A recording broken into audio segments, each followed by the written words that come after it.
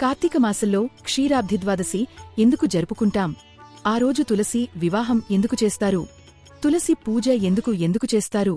వివరాల్లోకి వెళ్లే ముందు వీడియోకి లైక్ చేయండి, ఛానల్ సబ్స్క్రైబ్ చేసుకోండి. వృందా, తులసి అసురుల రాజు కాలనేమి కూతురు. వృందా దేవతల భక్తురాలిగా విష్ణువును ఎంతో ఆరాధించింది. శివుని మూడో కన్నునుంచి అగ్ని నుండి ఒక బాలుడు జన్మించారు. ఆ బాలుడికి పేరు జలంధరుడు. జలంధరుడు అగ్ని వలన జన్మించడం అతనికి ఎక్కువ శక్తులు ఉంటాయి.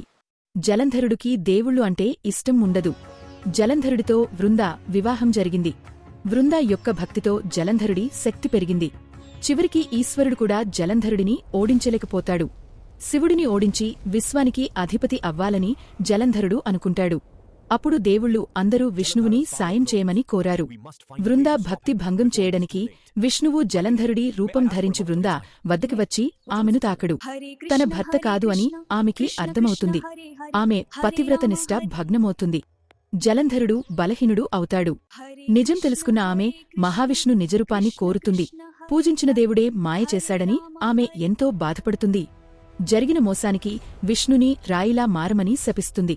అప్పుడు విష్ణువు దండకారణ్యంలో సాలిగ్రామ శిలగా మారిపోతాడు. జలంధరుడు శివుడి చేతిలో హతమవుతాడు. లక్ష్మీదేవి ఆ శాపాన్ని వెనక్కి తీసుకోమని కోరగా విష్ణువు సాలిగ్రామ రూపాన్ని పెళ్లి చేసుకున్నాక ఆమె పెట్టిన శాపం అంతమవుతుంది. ఇలా విష్ణువుకి ఆమె సతిగా మారుతుంది.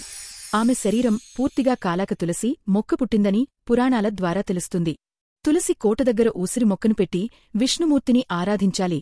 12, 16 లేదా 21 దీపాలు వెలిగించవచ్చు. ఇలా వెలిగించే దీపాలను ద్వాదశ దీపాలు అంటారు.